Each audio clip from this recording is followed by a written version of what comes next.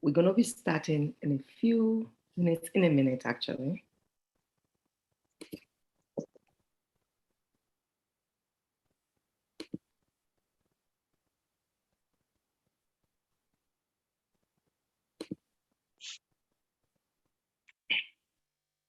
We're going to be starting in a few.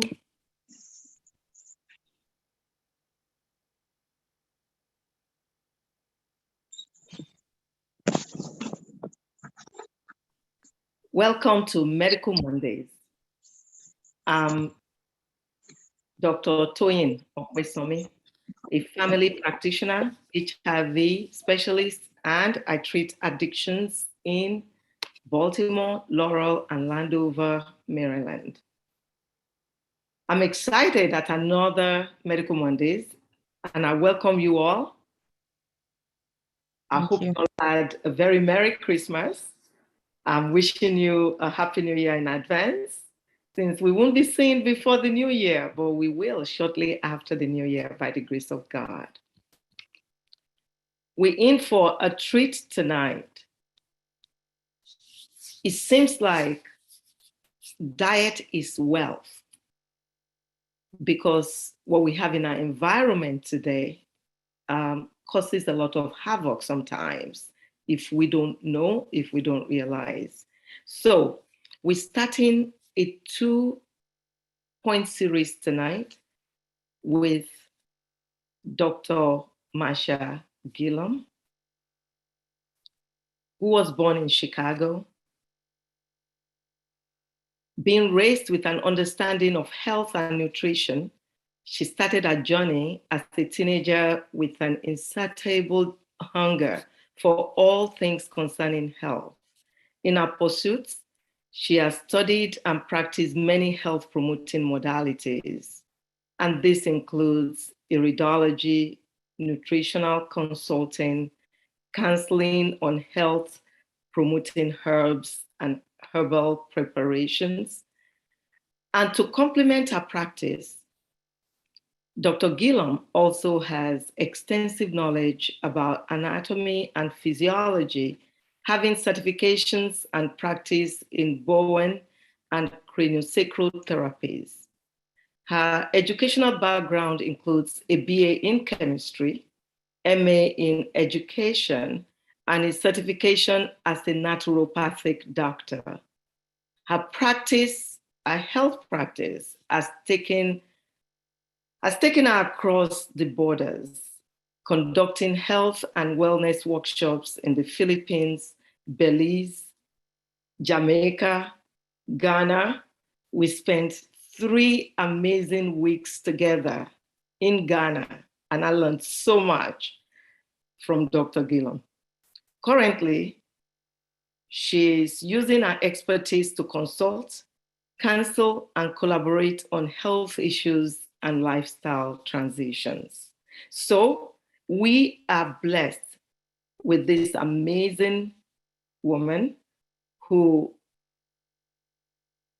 lives what she teaches. We learned so much from her in Ghana that I felt I'm not going to hoard it and keep it to myself. I have to share. And I'm so grateful that she agreed to come tonight, to come share with us. And at the end of the talk, we'll tell you what treat we have to follow this. So I give you Dr. Marsha Gillum. Hello, everybody. Welcome. Hello.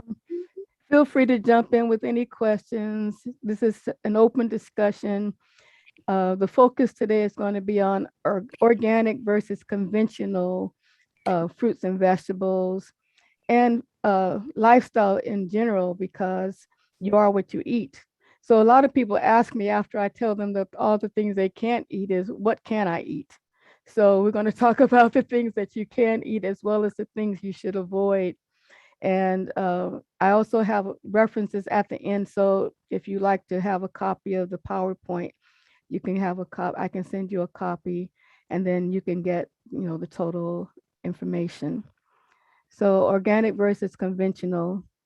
Let's see if my slideshow is going to work. There we go. So certified organic, and I put a question mark there because The certification for or to be an organic farmer comes from the USDA, which is a government organization. And so need I say more? So Certified Organic Foundation monitors the farming practices and organic food content. So it's not just for the farmers, but also if you see the little green seal on the package that says it's certified organic, that means that they are monitoring the content of those packages for dyes, pesticides, herbicides, uh, other ingredients that we cannot pronounce. So what I say is, if you can't pronounce it, you probably shouldn't eat it. So I don't eat anything I can't pronounce. So I'm an avid back of the package reader and reading the small print on the bottom on the back of your packages. So certified organic produce is grown in soils and they have to be free of any pesticides for at least 3 years before they can certify it as organic. And they want to make sure that the crops are not contaminated, that no, and pesticides include also herbicides because they consider herbicides pests. So that includes meats, poultry, eggs, dairy, and they have to come from organically fed or foraged uh, produce. So no antibiotics, no hormones, raising conditions that follow natural behaviors. Now, I put a little caveat on that because I worked in a lab, a dairy lab, and some of the containers that came into our lab that we tested were contaminated with penicillin, which means that the cows that drank that the milk came from had been given penicillin. So you have to be careful about, even if you do dairy at all, and I say cow's milk is for cow babies. So we don't really need milk once we're weaned. But some people love cheeses and love the dairy products. So if you decide to do get dairy, then make sure it's organic, make sure it's raw, and that way all of the natural ingredients that come from the dairy from the cow are still in the milk. Because once they pasteurize it and homogenize it and do all the things that they do to our milk products, it's not even worth putting your lips to the cup because they heat it to like 600 degrees and then they homogenize it. So by that time, they've killed all the enzymes and everything in it. And that's just my little side thing. So, because my children who are now in their 30s never drank milk, and none of them ever had a cavity. So milk does not necessarily do a body good. So the thing is to get to know your local farmers and understand fair trade. Fair trade does not necessarily mean, oops, go back. Uh, I'm touching my keyboard. Fair trade does not necessarily mean that it's organic, but it means that the farms have been monitored. And you see fair trade products mostly coming from smaller, what they call third world countries, and they are sustainable. And you see a lot of fair trade, say in coffee, bananas, and some of the produce from smaller farmers. And so you can almost be certain that they don't use a lot of pesticides and herbicides on their produce. So look for the fair trade or local farmers. So the place to go would be to the farmers markets and you can ask questions of the farmers and ask them, if they use herbicides, if they use pesticides. Um, and you can, if it's local, then you can also go to their farms. And a lot of times you can pick produce straight from the farm. And so you're not getting all the other stuff that they put in the food. Um, so a lot of times these smaller farmers, they can't really afford to go through the process or haven't gone through the process of becoming certified organic, but they do grow organic. Just like we found in Ghana, the farmers aren't considered certified organic, but you don't see a lot of the farmers using pesticides and herbicides. So you can kind of be sure that they're organic and sustainably grown because most of the farms are smaller too. So they focus on being sustainable, and if they do use pesticides such as herbicides, they're much more regulated than they are here in the States. In the States, they're permitted to use a certain amount of pesticides and herbicides on your produce. And they don't, if it's below a certain amount, they don't have to tell you that it's on there. So you're getting low grade amounts of pesticides and herbicides, but you may not know it because they don't have to tell you. So these are vegetables from my garden: greens and tomatoes and strawberries, okra and peppers, and oregano from my garden. So are there any questions so far or comments? We'll take the questions later. Okay. And if you have any questions, please, you can post them in the chat box also, or raise your hand after the talk. Okay. So permissible pesticides. So of course, the pesticides are regulated by the government.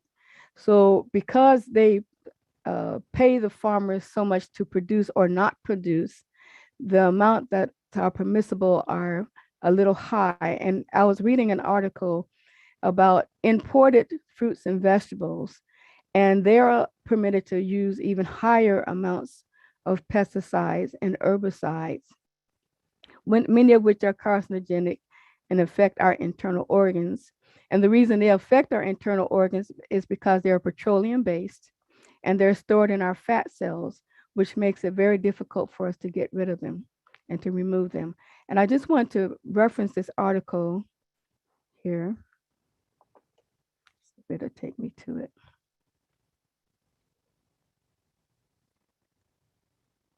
And this article, I have the link to it on the back on my last page. So if you like a copy, it's on there. So I just wanted to look at the summary in the second paragraph. It says, based on low-level dietary exposure, selected pesticides in this review are associated with health effects on 13 organ systems, and several are associated with carcinogenic effects. These risks may be especially concerned for children, given the prevalence of these foods in their diet and their smaller size and heightened vulnerability to chemical exposure. I was trying to avoid the cookies. It is also critical to note that there are common targets of action for many of the modeled pesticides.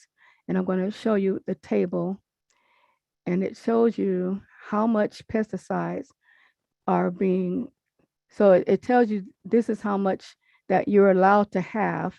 So you can have access to the whole article, and tells you what organs are affected by the pesticides. So every organ is, and so mostly as you see, body weight, a child that's exposed to pesticides, it could affect their body weight. And because our liver is our body's filter, one of our body's filter, you see a lot of it is stored in the liver and also next to blood and then the endocrine system. So many of the issues that a lot of people have, they think it's something else, but it's because of exposure to pesticides and herbicides. So that accumulate in our body systems.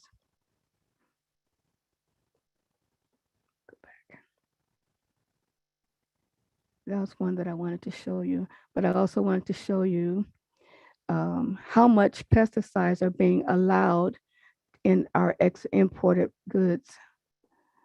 Let me stop this one.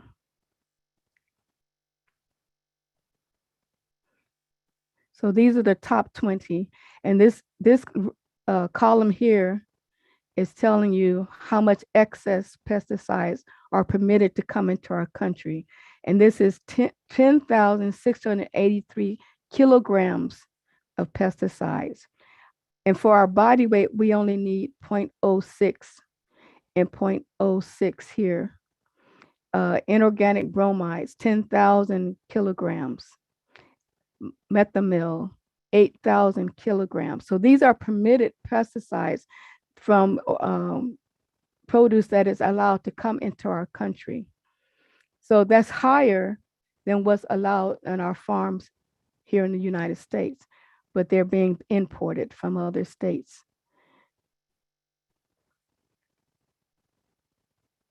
And I want to show um, which commodities we're importing. So we have oranges from Spain that's being imported, and is 15,000 kilograms of pesticides. Apples from Chile, bell peppers from the Netherlands, and you see how high the numbers are for these pesticides that are coming in on these, that are allowed to come in on their annual imports on these fruits and vegetables. Cucumbers, grapes, melons. And this time of year, most of our melons are coming from below the border, Mexico, Central America. And these are a list of all the pesticides. And so at your leisure, you can have a cop. The link to this article is on the back page of my presentation. So bananas from Costa Rica, and this time of year, most of our bananas are coming from Central America. Bell peppers from Spain, cucumbers from Honduras. So that's why you should understand that why these vegetables and fruits are on the hit list, because their pesticide usage is less regulated in these countries than here in the United States.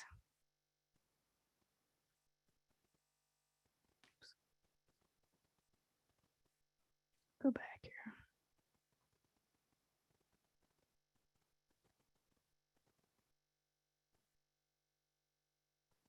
But I just wanted to share that with you. So next I want to share the fruits and vegetables that are on the hit list.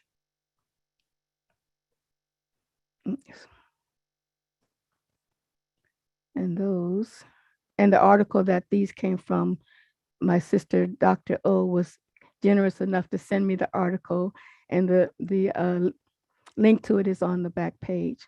So strawberries and blueberries, I put in general, berries in general are on the hit list. So any fruits and vegetables that are very delicate and that pests like, they usually use a high level of pesticides or herbicides to protect the crops. So spinach, kale, collard mustard greens, nectarines, and nectarines, because they're hybridized fruit, would be more delicate and more susceptible to pests because they're hybridized. Apples, grapes, cherries, peaches, pears, bell and hot peppers, celery, and tomatoes, and especially tomatoes, are on the hit list of fruits and vegetables too. And so it's not saying not to eat these fruits and vegetables. It's saying to make sure, if you do eat them, to make sure they're organic and are certified organic. So it's not that you have to cut them out of your diet, but just make sure they're certified organic. Especially, I know I love kale, and Dr. O was telling me about her love for kale and putting it in her smoothies. And I love kale, and I put them in my smoothies too, but you have to make sure that they're organic. And all the berries, especially strawberries and blueberries. And right now they're out of season. So when you get them, you're also getting them from below the border. And so you have to be even more careful about whether they're organic or conventional. So, and I want to mention apples, because when you buy apples, many times they wax the outside of the apples to protect them, because apples um, have a lot of moisture, and the moisture evaporates. So to protect them from, I mean, there's a natural amount of wax that grow on the apples to protect it from the moisture from evaporating, but they add more wax, and the wax that they add can be some kind of shellac, carnauba wax, or some kind of wax to protect the apples. And apples that we're getting this time of year are usually from cold storage. So after the apple season, then they put them in cold storage, so you're able to get apples all year round. But you have to make sure that you wash the wax off before you eat them, because they are allowed so much wax on the apples.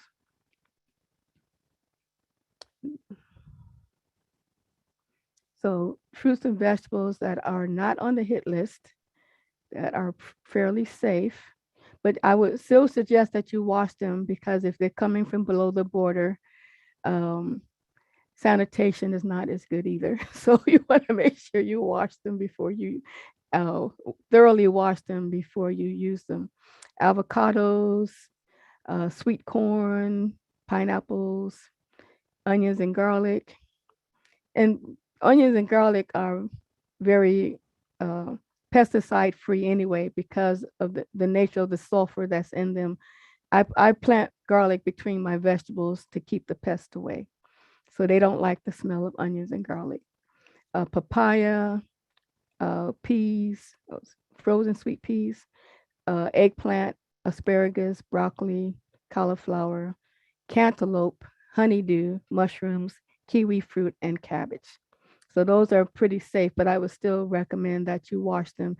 And I really recommend organic, if you can get organic anyway, even though they're on the safe list, because if they're coming in during the off season, they're coming from other countries, and they don't have the same regulations that we have here as far as um, what's organic and what's not organic. And one thing I found out recently was that honey in the United States, if they say organic, that's not permitted by the USDA. Other countries can declare their honey organic, but there's no way to say that honey is organic, because bees are indiscriminate. They fly wherever they want to fly and to collect nectar from wherever they want to collect nectar. So here in the United States, they don't say honey is organic. They just can tell you the region that it comes from. So how do you clean your fruits and vegetables? White vinegar. When I leave the country, and I usually take my stash of peroxide or buy peroxide where I am. When I was in the Philippines, I was the only person that didn't get sick because I washed everything with peroxide before we ate it. Washed my watermelons, everything was washed with peroxide before I ate it. And there are also commercial produce washes. They have sprays, or there's soaks that you can wash your fruits and vegetables in, and that helps to remove the pesticides and herbicides residue.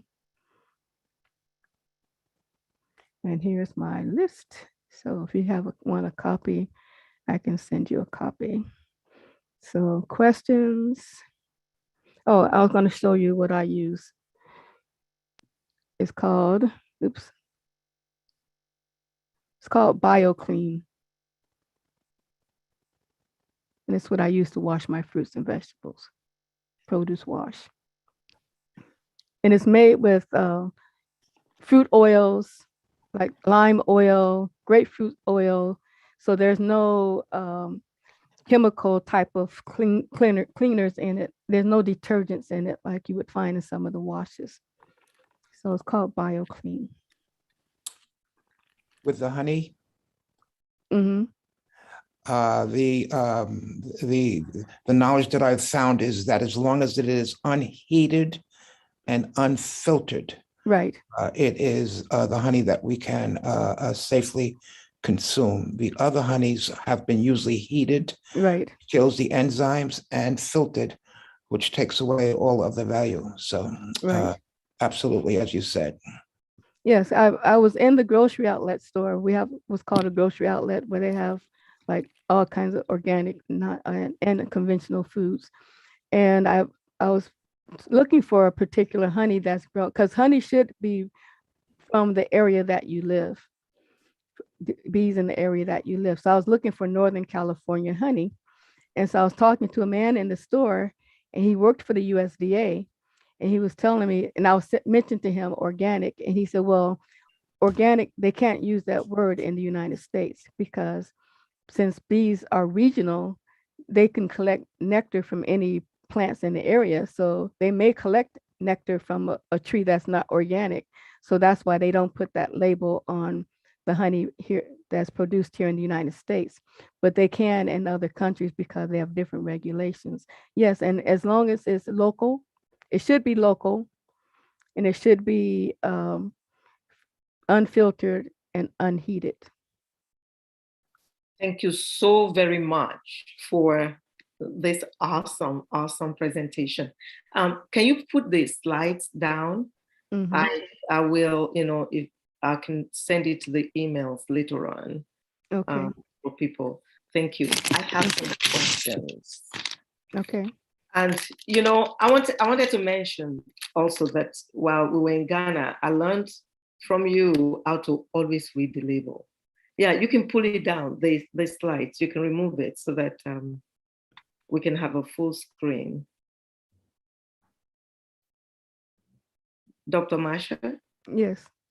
Yeah, you can move the presentation I completely. thought I did. Let me unshare. It's still on. Okay, yeah, you want share. So Stop sharing. that's what I should have used. You taught us how to read the labels. It was amazing. And I want to encourage everyone to always please read your labels. It was incredible what we learned when you think that you're eating something that is organic and authentic, and we read it and find that the first ingredient is sugar or sucrose. It has sugar, and then it would have sucrose, and it would have other, preservatives in it. So thank you so much for teaching us that. So certified organic. I go to a store here called Roots where they sell everything organic. I've learned that the certified organics have some color codes that I can never remember, or numbers. They number them 1, 2 to 6 or something like that. Can you comment on that, on what to look for? Okay, so the certified organic, it will say it should have the green certified organic label on it. So they're also depending on the farm, the type of farming that they do, because it can be organic farming, but they still may use a low level of a type of pesticide or herbicide, permissible organic pesticides or herbicides. There's some that use none, but there are some that use a permissible amount of organic herbicides or pesticides. So I'm not exactly sure the numbering system, but I would look at the farm and what type of permissible, because I don't want any. That's why I grow my own stuff. I don't want any pesticides or herbicides. I kind of use all natural, and there are a lot of natural things that you can use to keep pests out of your garden, like neem oil and things like that, that keeps pests out of your garden, diatomaceous earth. They're natural things that you can use, but if you're farming on a larger scale, it can become a little more expensive. So they're permitted to use certain organic types of herbicides and pesticides. And so the numbering would be the level that they are permitted to use in their garden or on their farms.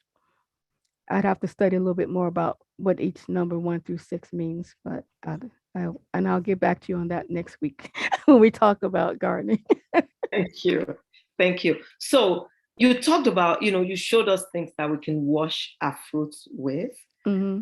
What about baking soda? Yeah, baking soda and is good too, because it absorbs a lot of things from the fruits and vegetables. Baking soda and white vinegar, lemon juice and baking soda. Um, I happen to be like the BioClean because you can find it in the health food store, and it has like the oils and the natural oils to help to clean, because most herbicides and pesticides are oil soluble. So the BioClean has the grapefruit seed oil, lime seed oil, or lime skin oil, and those things that would help dissolve the herbicide and pesticide from the skin of your vegetables or fruits. So I'm sorry, I have tons of questions, and I'm not even looking at the chat box yet. I will in a minute. When you're washing something like kale, spinach, fresh ones, how do you do that with this clean? Do you just pour it on? No, well, for your tender types of vegetables and fruits, you make a wash, like a tub or sink, and put like a tablespoon in the water, and then put your fruits in there, fruits and vegetables, and let it soak for a few minutes and then rinse them. Because this is organic, the BioClean is organic, there's nothing harmful in it. So if not all of it is washed off, it's not going to be harmful as if you had taken the pesticides and or the wax from the apples, which can disrupt your digestive system. Fantastic.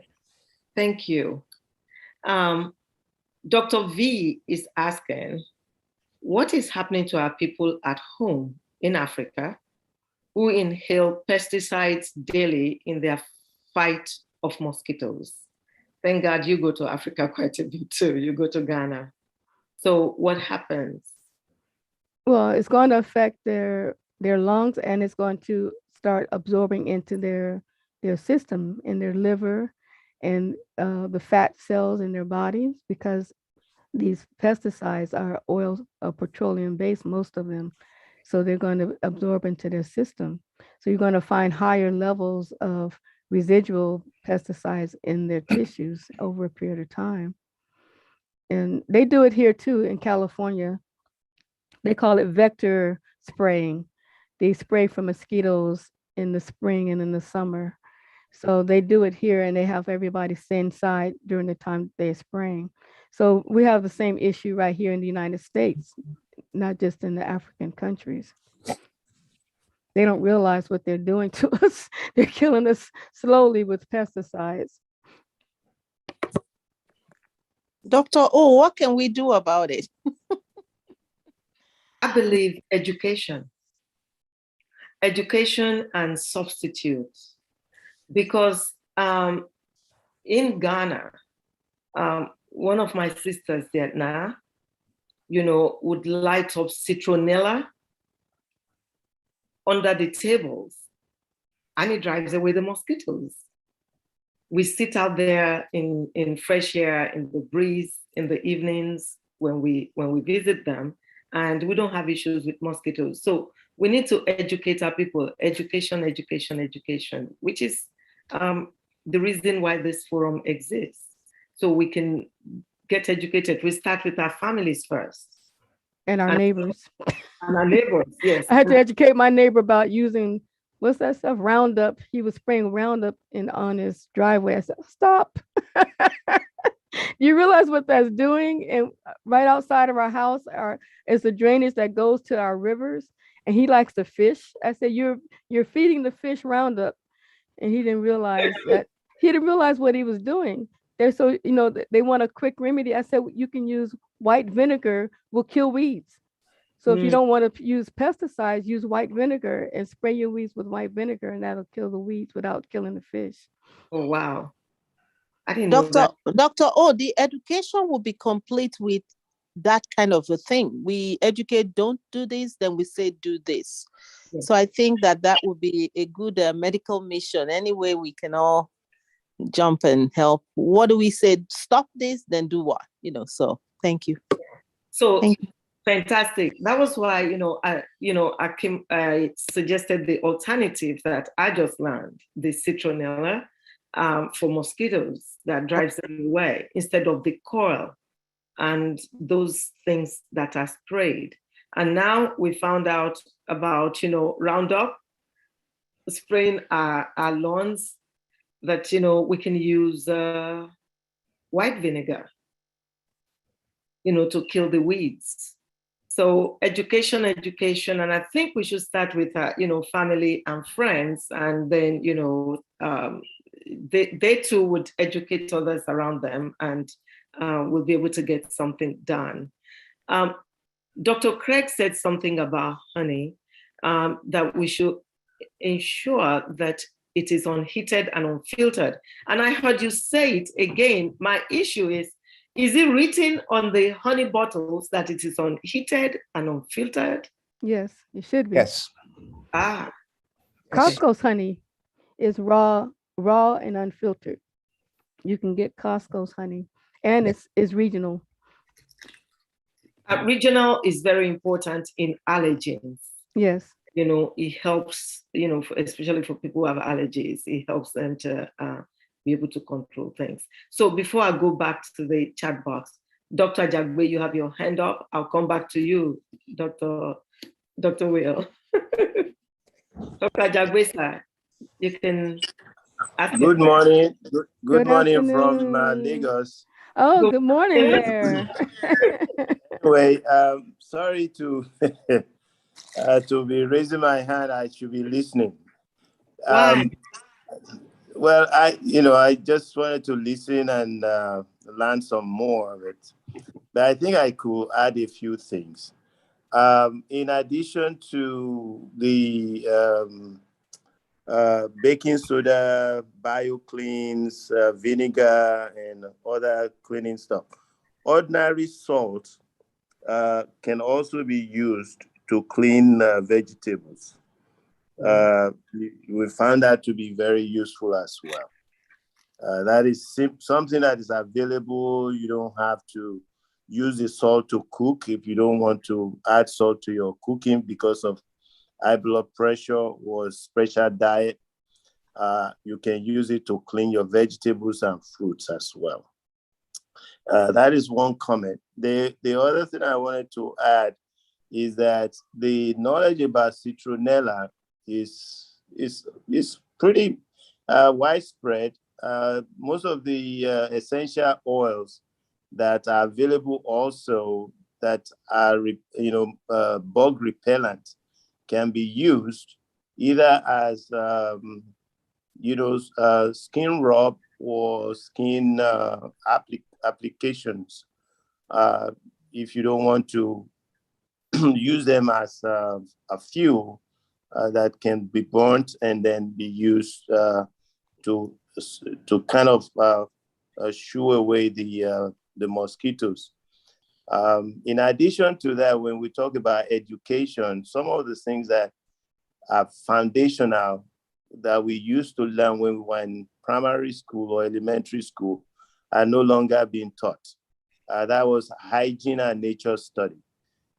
We used to learn it that if you let water be stagnant around your property, the mosquitoes will find places to breed, and we used to make sure that no empty containers are left alone to contain stagnant water. But I guess because of the population explosion, most of these things are no longer being observed. So if we are going to bring about education, I think we must start from the simple things of hygiene in our immediate environment and personal hygiene and all of these things that can actually enhance good health. It's one thing for us to be talking about the highfalutin stuff, about how to get organic food, but then people are dying from simple, poor environmental hygiene in their own immediate vicinity. So we must not just be carrying medications and all these other things that we use to help people in our communities. We must also begin to emphasize the simple things about hygiene, personal hygiene, and community hygiene, and all of that stuff. That's a great point. Thank you so much, Dr. Jagbe. However, can you mention some of those oils that you can rub on to ward away mosquitoes? Lavender. Lavender is one. Peppermint is one. You can also use lemon oil because lemon oil mixed with eucalyptus can also be used as a skin rub. And all of these can truly, repel mosquitoes and other bugs. Fantastic. Thank you so much. Much appreciated. Dr. Will. Yes. Dr. Will. I do have a question.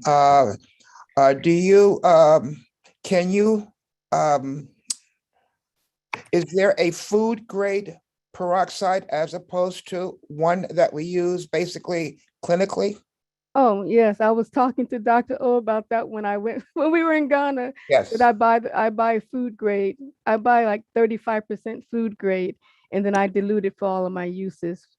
So Okay. yes, you can buy a food grade peroxide as opposed to the peroxide that you get in the drugstore, which is, I don't even think it's pharmaceutical grade because it doesn't, the bottles I've seen, it doesn't say pharmaceutical grade, but I'll buy a gallon of food grade and I use that for all of my uses. Excellent. Excellent. Yeah. Fantastic. So, Sister Shei George wants to know the numbers to look for when buying organic fruits and veggies. I don't know if Dr. Mike Oye is here yet. He was coming. If he's here, What was the question? what numbers to look for when buying organic fruits and vegetables? You said you were going to do research on it. Oh, you mean for the label? Yes. Or just purchasing fruits and vegetables. If you can't get, like, not everyone has access like we have access to organic. The next best thing would be to go to the farmers market and talk to the local farmers about their farming practices, because many times they have not gone through the full process of being certified organic, but they are growing organic. So I'm good friends with my I'm good friends with my local farmers, and I go to the farmers market to buy some of my produce, and they can tell you, because most neighborhoods have a farmers market that meet once a week, and I know here in California we do. There's one that's not too far from my house that they gather once a week, and I get to know who they are and can ask them questions. So if you can't get certified organic, then the next best thing would be to go to the farmers market and buy from the farmers market. Okay. Hello. Hello. Thanks for the answer. Well, that was my daughter. This is Busola George here, but all the same, I was thinking, I read somewhere that numbers starting with 9 are certified.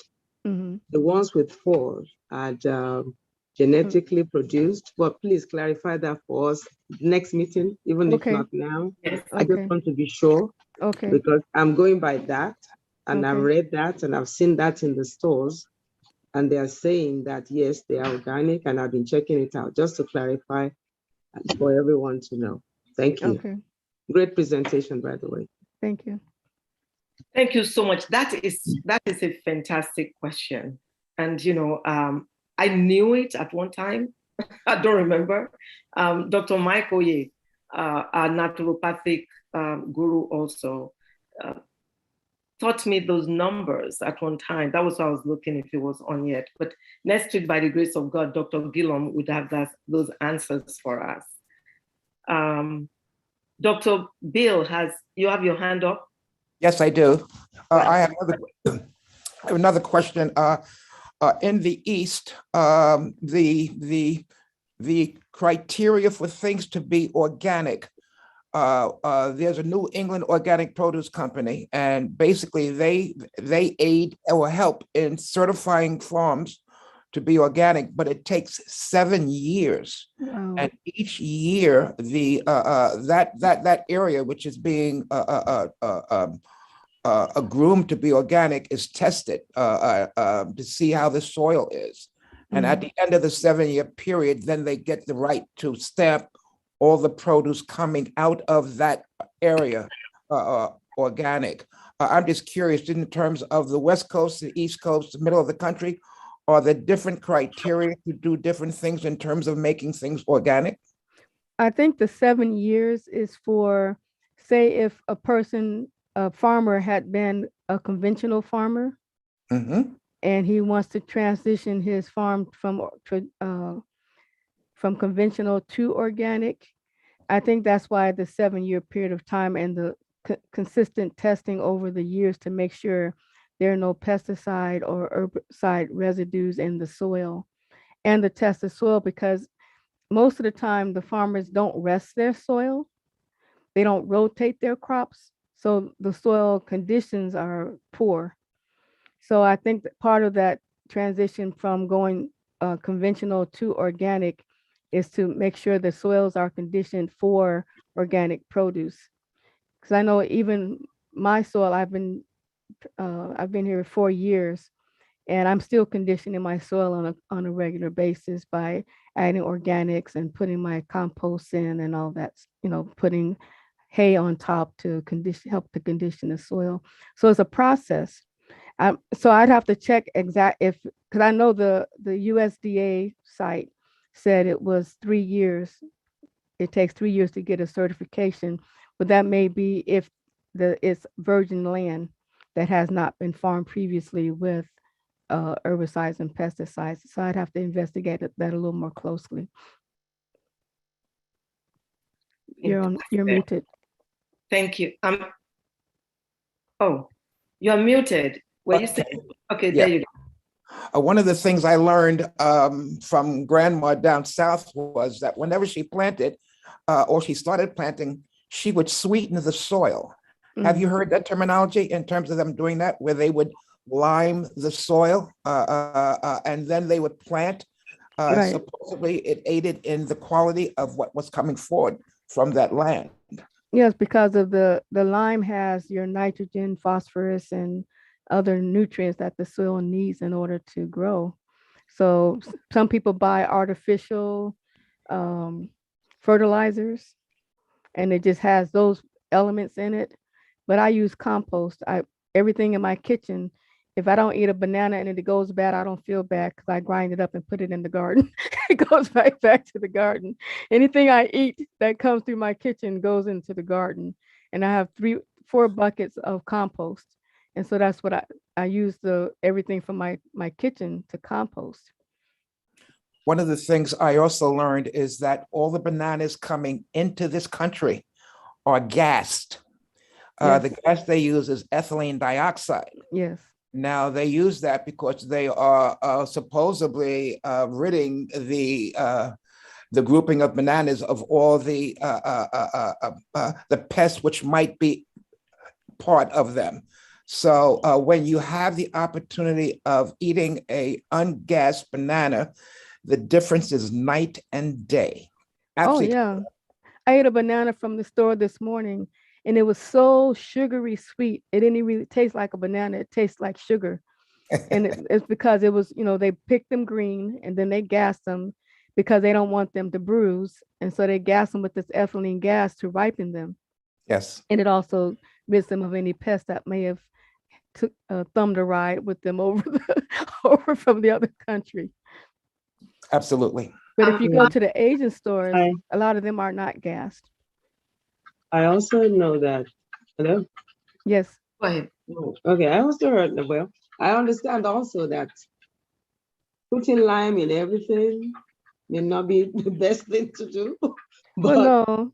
That we have to test the soil to be sure you have the balance. Right. Or what you have to have on your soil for it to have a plentiful harvest. Right. That's my understanding, but hey, I don't know. It may work for some, it may not, but because bottom line is that I understand the UG extension program. They have a master gardener class, and we were told that it's best for you to test your soil to be sure you have the right content.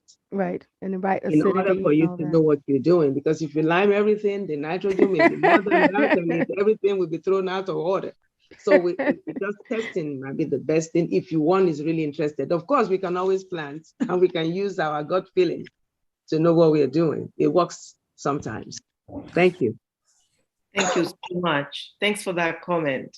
Do you plant? Yes, I do. Fantastic. I like it. I can't wait to next week. Oh, geez, I should not let the cat out of the bag yet. So, my sister Monique has a hand raised. I have a question. This is more or less about meat and fish. Which is safer to eat, or healthier, or in terms of organic or non-organic, or whatever, I don't know, but which one? I know it's kind of hard to maybe ask you this question, you being a vegetarian or vegan. Vegan, yeah. But but which one, if someone just have to eat meat, is it best to do red meat or chicken, fish, or turkey, or what? Or goat meat. Or goat meat or lamb. Sheep, lamb. Well, if you can get organic, that's the Mhm. thing is that the word organic is loosely thrown around, and many times what they're saying is organic. Sometimes like the beef, they'll say it's finished. They'll say it's they feed it whatever up until a certain point, and then they finish it by allowing it to browse and graze and do its natural thing.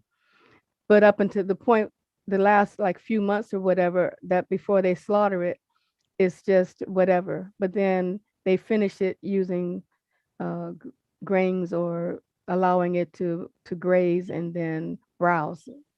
So if you can find someone that feeds organically from start to finish, Okay. then it's pretty safe to eat.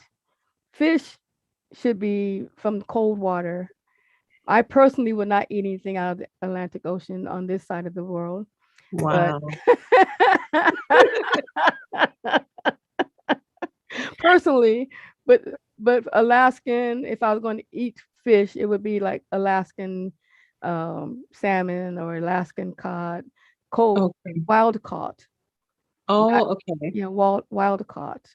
Not like I said, I wouldn't eat anything from the Atlantic Ocean because the Industrial Revolution started on the East Coast. I'll just leave it at that. Thank you. Thank you so much. So if the best thing to do is have your little pen in your backyard and raise your own goat and chickens. Then you know exactly what it's eating.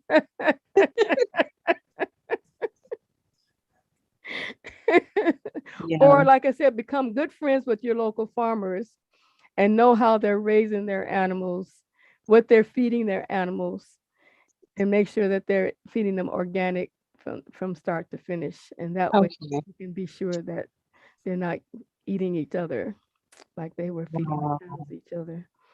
Scary. Well, that's why Thank you. the cows were mad. They were mad because they were taking their brother and it was sick, and they ground up the brother and feed it to the other cows. And that's what mad cow disease came from. Spongiform disease in the brain came from that. Wow. You'd be mad too. No. I'm mad now. Just hearing about it. So thank you so much. Sister Tower, you have your hand raised. Yes, please. Yes. Good evening, everybody. Good evening. I have a couple of questions. If I use Miracle Grow to plant something, is that still considered organic? No. No. No, it's not organic. Organic is something that comes from another plant. Like I take all of my waste from my kitchen and I blend it and put it in buckets, and that's organic. But the Miracle Grow is a chemical fertilizer. It's not an organic fertilizer. Organic means it has it's on a base of carbon. Carbon is organic. And so the fertilizer that comes from my kitchen is organic because it's old fruits and vegetables that I wasn't able to eat or didn't eat. And I just put them in and let them ferment in my buckets, and then I put them on the garden. So you can buy organic fertilizer. You can buy like fish emulsion. You can buy chicken poop or cow manure, but then you have to really know where it's coming from, because if you don't know what they're feeding the cows or the chickens, then you don't know what the manure is going to be, wasn't going to be even in the manure. My other question is about plastic. They said plastic are numbered. There are some that you can put in microwave. There are some that you cannot put in microwave. I'll let you answer that, doctor, because you know how I feel about microwaves. Okay. So Gillum does not use microwave at all. No, I don't. She doesn't. And she shared articles with me that shows that Wave. the molecules of water changes in microwave. I need more studies. This was from somebody from Asia. I feel we need more studies to look at that. But talking about microwaves, generally, what I do not put any plastic in microwave to warm my food. I use glass dishes or glass plates. I don't use plastics at all. The only reason why I'm asking that there are some food that are packed and they're packed in plastic that you just need to slide in when you are not at home somewhere and you need to eat. And they said there's a number in a triangle and I Don't do it. Okay. Yes, I will not recommend it. Yeah. Transfer your food to a glass plate. Is what I would suggest. For your lunch, get a glass dish to take your food. Is what I recommend. I will not recommend microwaving plastics until we have more evidences that they are safe. Yes, I worked for Dow Chemical on one of my temporary positions when I first moved to California. I was working temporary at different companies. And one of the things that I did for Dow Chemical was to make plastics. And if you've ever taken the top off of super glue and you get that acrid smell that comes from super glue, that's isocyanate. Isocyanates are what they use to make plastics. And when you put that plastic container into a microwave, you allow those gases from, we had to wear gas masks in the laboratory to make the plastic blood bags and the crystalline type of plastics. We had to wear a gas mask so that we wouldn't breathe in the isocyanates. So when you microwave that or freeze it, because I know people like to freeze their water, when you freeze the plastic, you allow the chemicals from the plastic to leach into your water and into your food.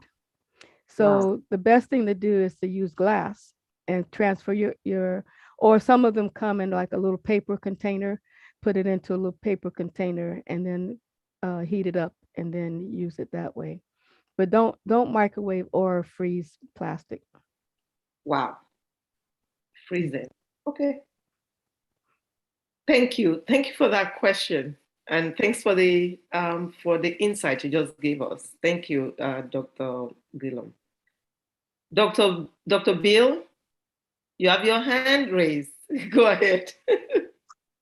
One of the things which is significant, and I think it was just I'm just seconding it, the importance of as you brought forward, Dr. O, we need to educate ourselves because we're being fooled in terms of what is and isn't organic. I found out when organic is in the name of something, the product is not. You don't have to say an organic tomato, but if the brand says company organic, the product is usually not. So that's something to be aware of. It's very subtle how the marketplace is trying to, of course, gain money from us. So they use different words. And as Dr. Gillum specified, the word organic is just thrown around in such a way that it's now almost requires further understanding as to what they're doing with the packaging of foods and everything. So it's just something that we need to do. We need to ensure that we learn. And this is what I appreciate Medical Mondays in doing that. Thank you. Thank you. Thank you, sir. Thank you. Dr. Ajagbe, you have your hand raised, sir. Yes, I think somebody asked a question about what to eat, whether it is beef, meat, fish, and all that stuff. I think animal protein, we must bear in mind that so many factors that play. I think Dr. Gilliam was saying something about not eating anything. What you have to realize is not just anything from the Atlantic Ocean.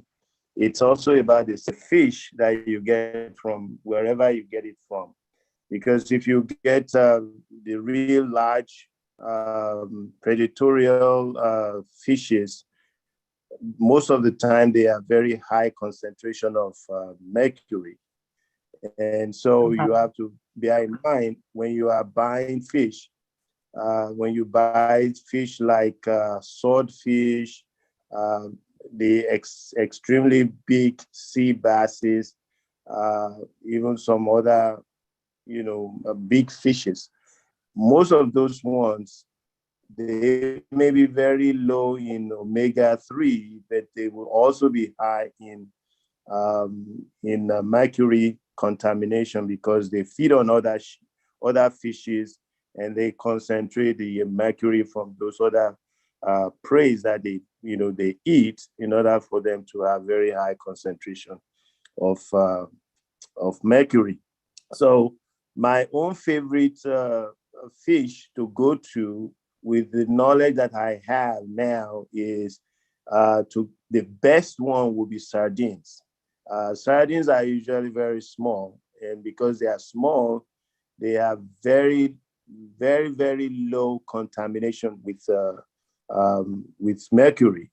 And besides, they have one of the highest concentrations of omega-3, which is, we all know now, is best to reduce generalized inflammatory process in the human body.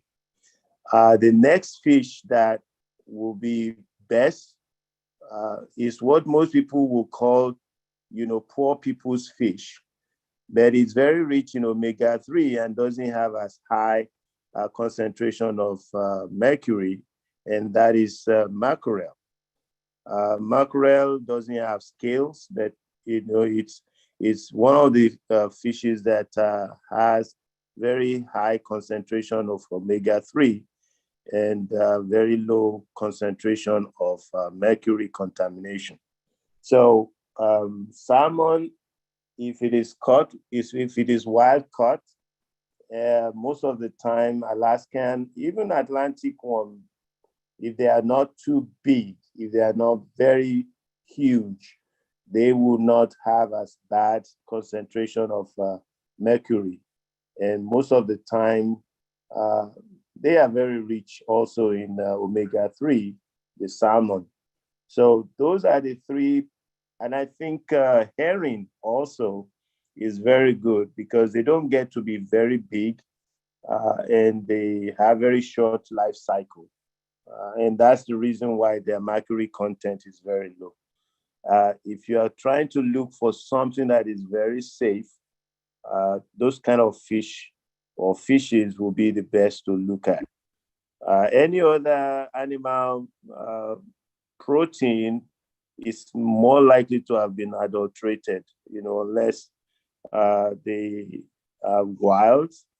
Even the wild ones, if they feed around, drink water from contaminated brooks or rivers, they will not be as pure, even though they were caught in the wild, like venison and all that stuff, all that kind of meat. So most of the animal proteins have been adulterated in one way or the other, or contaminated. So that would be my contribution to that. Thank you so much. And I want to say that the fishes you mentioned are also very high in vitamin D. So they're good fishes. But take home from what you said, you're saying that no meat product is cleared, they all adulterated. Is that what you're saying? Yes, you find out that there is really no, like I think somebody made a comment that the beef will have been raised with all kinds of things, but few weeks before being slaughtered, they will allow them to free range and graze, and then they will label the meat as grass-fed beef. Grass So fed. if they, yeah, so basically what the comment is that they are not grass-fed, they are grass-finished, because they've been raised on every other thing before that period. And so legally, it will look as though when they catch them from the field before they were slaughtered, technically speaking, they were grass feeding before they were killed. So in a way, if you truly want to analyze everything, you know definitely there will be some contamination somewhere.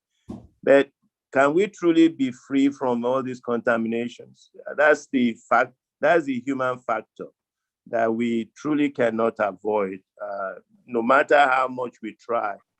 Unless you raise your own animal by yourself and you know everything that goes into that animal, they will eventually become contaminated somewhere along the way. So it's best to leave them alone then. I mean, it's a decision each person has to make. But you know, there are some people, they just love the taste of animal protein to the point where if they don't have it, they feel sick. So, I mean, you've seen people I'm in Lagos right now, and I see what people try to eat. It's amazing. They don't get the animal protein. It's like they are suffering. Wow. I mean, it doesn't mean that animal protein is delicious to them, but what are they truly, ingesting? For instance, the skin, the hide of the cow will be singed and then will be boiled and it will become swollen. And some of these have been contaminated even with formaldehyde to prevent it from getting rotten. Wow. And so they still eat on this thing, and they pig on it. They say, oh, mama, and everybody's running around wanting to eat mama. And these are some of the things that we human beings, once we become addicted to something, it's difficult to modify our behaviors. And some of these things are very deadly. Many people die. We don't know what the primary cause of death is, but many of the people probably have ingested so many of these poisons over time. And then the cumulative effect is that they drop dead sometime while they think they're enjoying life.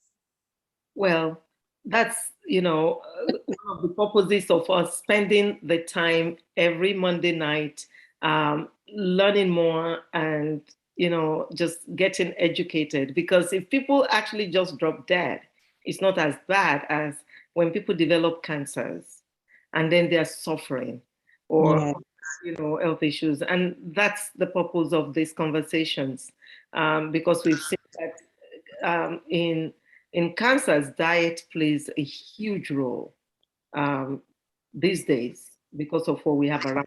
So how are we going to make a difference? We will discuss that before this night is over, and what we'll be doing next week. Sister George, I'm going to send Dr. Gillum's presentation. As soon as she forwards it to me, I'll send it to your email and to emails of everyone interested. Somebody said, that's Dr. AJ said, great idea to grow one's own produce. How can one start growing their own produce successfully? And some soil just don't help. So I don't know if I should throw this question to Dr. Gillum or just at this point say that's what we're going to be doing next week.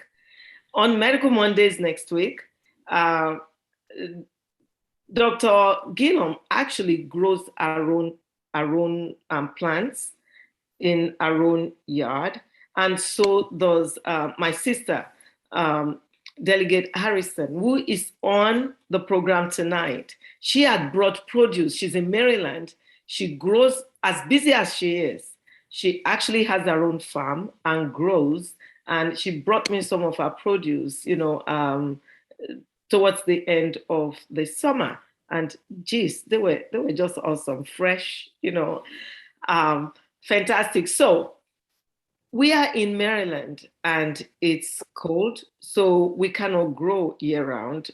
Some of us live in areas where in our communities, we're not allowed to even have a farm to grow. So she's going to teach us next week how to grow indoor year round. You can grow your spinach, your herbs, all of those year round. She would also teach us some hydroponics, and I have been blessed. My children got me an hydroponic set for Christmas. I mean, it blew my mind. Can you believe it? So I sent the picture to Dr. Gillum and I got her jealous. She said I was so old that now she's going to look to buy mine. I'll send what they sent me. I don't know anything about this. I'm going to learn next week like you. I'll send the link. I'll get it from my children where the bought it from. I'll paste it if you want to do hydroponics.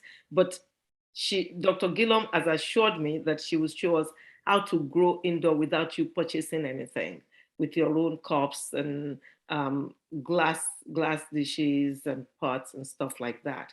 So to answer your question, we're going to be doing that next week. Dr. Maureen Booker has a hand up. Yes, go ahead.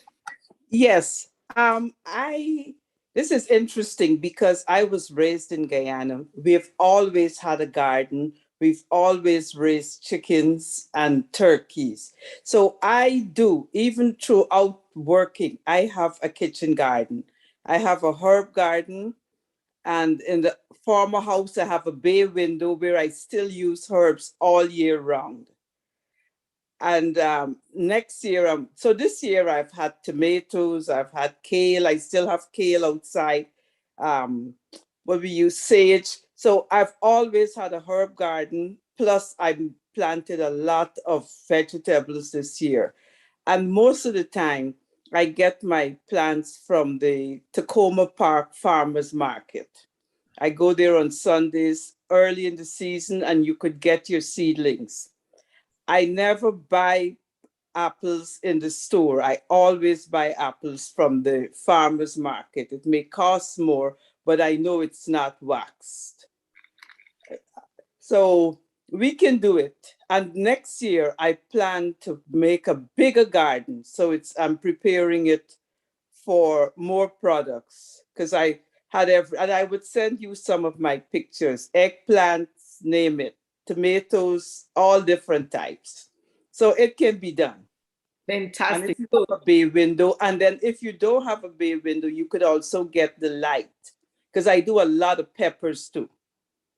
Indoors or outdoors? Outdoors. They didn't last well indoors because I don't have the bay window right now. But I do have a plant that I could use, a light that I could use. So I'm going to try that and see if I get peppers. But I recommend Tacoma Park Farmers Market early in the season for all the good seedlings. And you can talk to them and ask them how they grow their products. Fantastic. So bring your pictures next week. Be ready to share, Dr. Booker. Before I moved to the house where I am now, everything was in containers, either buckets or the containers with the tops on it. Everything was in containers because I knew I was going to be moving. So I wanted to make sure I could take all of my trees and my strawberries and everything with me. So I put everything in containers. So if you don't have the landscape or in your planned communities like Columbia, I know you can't dig up the yard because it's against the rules. You can always do containers. And so, like I said, everything was in containers. I didn't even now, a lot of my vegetables are in containers. So, and also we'll be talking about next week about how to do indoor gardening with hydroponics. Fantastic. So Dr. Booker actually wrote that she uses salt and white vinegar to spray weeds in the yard also. Um, and she grows kale and use oil on the back of the kale to get rid of the white flies that live on the back of the leaf. That's fantastic. That is good information. What kind of oil do you use? Is it olive oil or avocado oil? What kind of oil do you put in the back of the? I just use my cooking oil, the cheapest oil. I don't buy avocado oil. Well, I do have containers with lemongrass and so on outside. I still have pots. I started doing more pots this year. But I do have a large herb garden. You could visit it anytime next year. Mm-hmm. Fantastic. Oh, I will. You know, my sister Andrea would tell you, I'm big on, this organics. I'm so excited that finally I can learn something. I used to have a farm when we were in Texas, but since we came back to Maryland, I've not done one. So I'm really excited. And she said, every time I have to introduce her, this is a woman who gives to the community, who gives to the poor, who takes care of people that don't have access to healthcare or to, basic amenities. Even this last Thanksgiving, she came and gave us turkeys with boxes of trimmings, everything you need to eat the turkey with, in huge boxes that I could not lift them. We had to have men lift them to, give them to our patients, and our patients came to get them. That is, she's in our corridor. That's my darling sister, Andrea Harrison. She said, composting requires both brown and green organics. How do we know how much to blend? Also, please give examples of brown and green organic matter. So do you want to further ask that question yourself? And please introduce yourself to us again before your question is answered. I'm sorry I always put you on this spot. I can't help it. I can't help it because you are you're a godsend to our generation. Thank you. Well, good afternoon. And I know I'm looking a little crazy right now. I've been out in the rain. I'm visiting my daughter here in California, in Los Angeles, and it's been a little rainy, and we were outside, anyway, I got a little wet. But there were a couple of questions. Thank you for asking that one about the oil, because white flies they are an annoyance with the green leafy vegetables, and so that's good to know about the oil, just regular oil, not necessarily spending a lot of money on neem oil or anything, but you can go to the grocery store and get a $2 bottle of oil and put it on the back of the leaves. That's just like super awesome. Thank you for that. And so my question was about composting. I did buy a small little countertop compost bin because I want to try to start with that. Mm-hmm. Although, of course, I'm a little nervous about composting because of the smell and all of those other kinds of things and whatever else it may bring. But I've learned, or I've been told, that you have to have a mixture of both of those brown and green organic matters in order for it to really break down to be, truly usable. So, it's your onion peelings and your banana peelings, and you throw all of that in there. But I guess you have to have some leaves as well. And so I'm just wondering about the combination. Okay. How much of which you need, and in order to have something that's really usable for the garden. So what I use is I take my kitchen scraps, like you said, the onion peels and the whatever. I had to clean out my refrigerator when I got back from Ghana because everything had a life of its own that I left in the refrigerator. What was your son doing? He didn't eat anything? Let's change the subject. No. because it's all organic. So what I do is I take all of my scraps from the kitchen, fruits and vegetables, and I juice. Sometimes I have the pulp from the juicing. And when I do I have like 4 or 5 buckets that I put outside, and I just put the waste from the kitchen in the bucket outside, but I buy what's called cocoa, which is the brown stuff on the outside of the coconut shell. And I put a layer of that on top of it. And then I just layer it. So that's my brown, is the layering of the cocoa with the scraps from the kitchen. So, and I take another step, which is I have a blender just that I bought from the Goodwill, just designated to blending up my scraps. So I put that, so it's almost a liquid by the time I put it out in the bucket. And then the layer of cocoa, which provides the brown, like you said, organic, like leaves or whatever. And I also buy hay, and I put the layer of hay on top of my garden, and that it breaks down and gives the organic substances to the soil. So the cocoa provides my brown, and then the organic matter from my kitchen provides the green. Where do you purchase cocoa? You can buy like big 50-pound bags of it really cheap at the hydroponic stores, or even like Home Depot, Lowe's, or whatever. If you have those in your area, you can buy a big bag of that, and you just need a thin layer.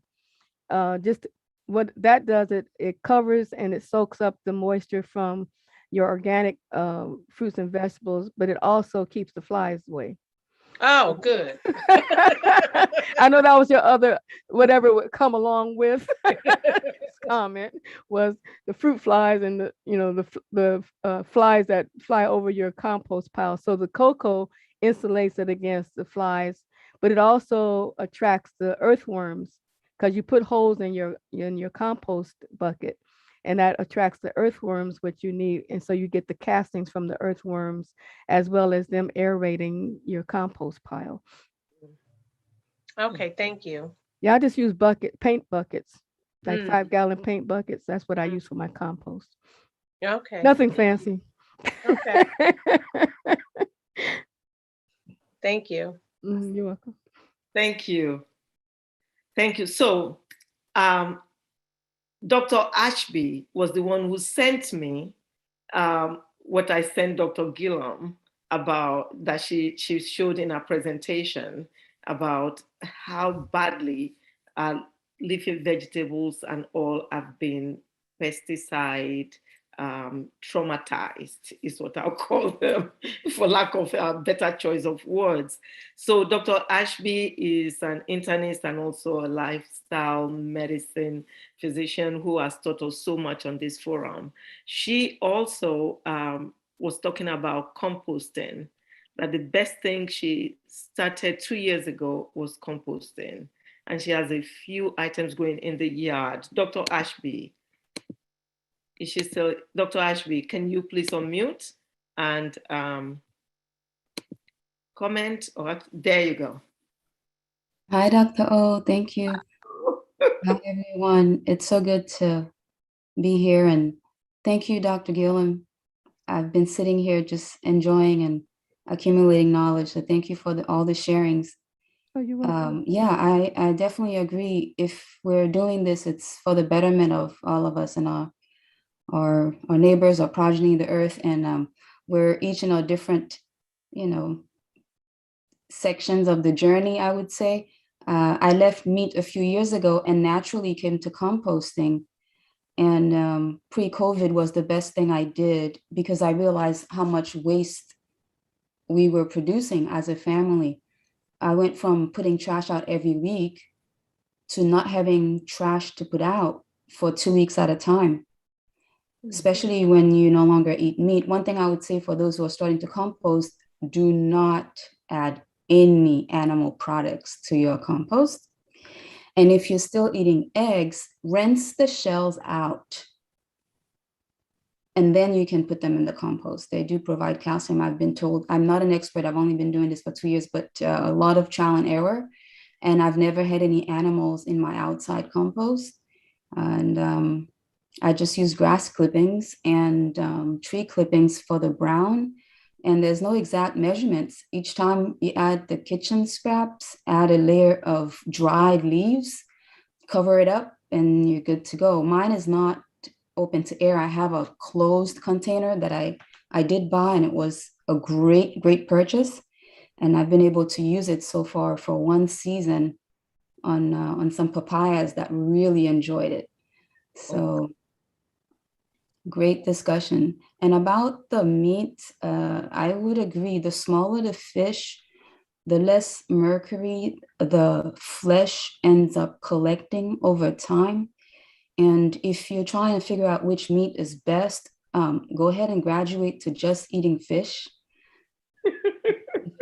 Because if you're in the US, you probably, it's going to be harder to get really quality organic raised or grass-fed completely mammals. So just a few things to add, but thank you. This is a great forum. I always learn whenever I'm here. Thank you so much. Well, I wanted to add something about red meat. And I think it was Dr. that talked about the addiction that people have to the red meat. Dr. Ajagwe. Yes.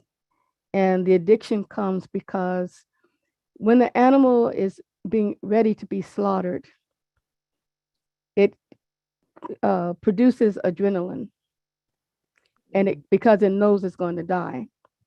And especially if it goes through the typical slaughterhouse, and they're led through the slaughterhouse, and so that's a cow or whatever that are slaughtered the normal way that animals are slaughtered in the slaughterhouse. So when they go through this adrenaline rush, because they know that they're getting ready to die, this adrenaline is in the blood. Just like when we have our flight or fight, like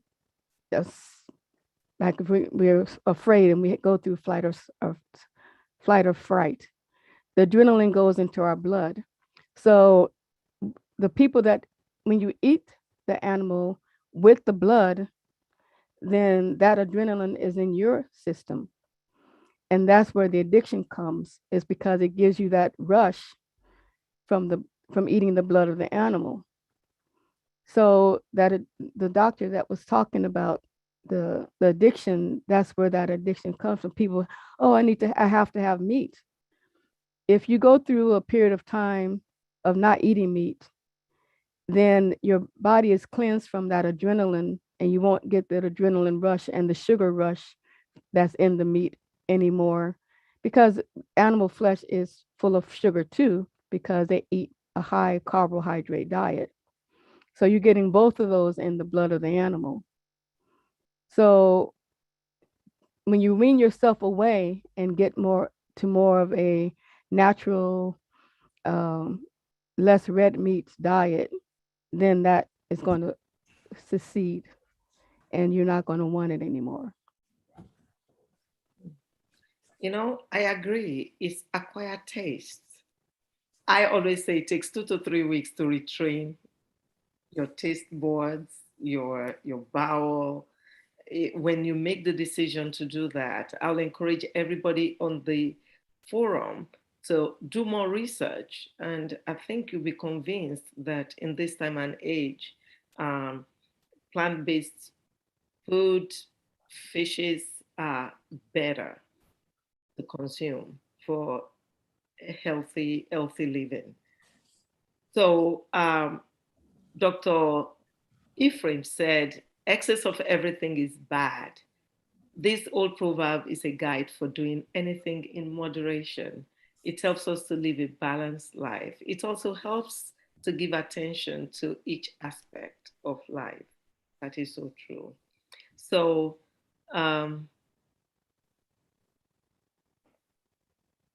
someone was, Dr. V was asking that we should please reiterate if she missed the fact that we should not freeze food items in plastic. Can you please comment again on that. Yes, I know Dr. Alma likes to freeze her water. So I think she's still here. But when you freeze things in, especially the water bottles, they have shown that it gives off a gas into the water that leaches into your water.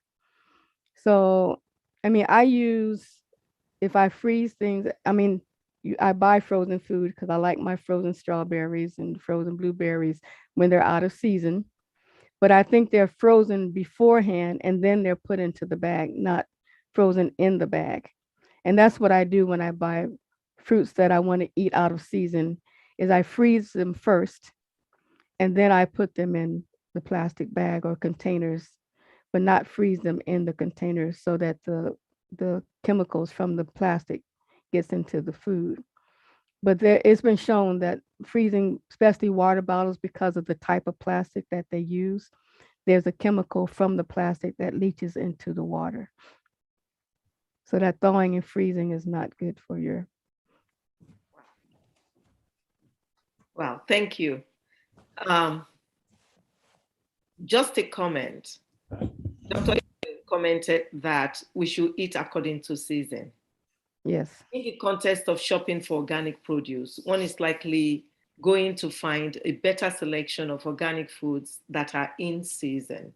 For instance, in the summer season, one will be able to find a great selection of organic fresh berries and others at a reasonable price. So what do we do when season changes? He wants to know, Dr. Marsha, what should we do when season changes? Well, you should still, as much as possible, eat in season, because the fruits and vegetables that grow during the season are going to give you your best nutrients that you need for the season. Like now, this time of the year, citrus are in season. So you get an abundance of, although you can't find seeded oranges right now.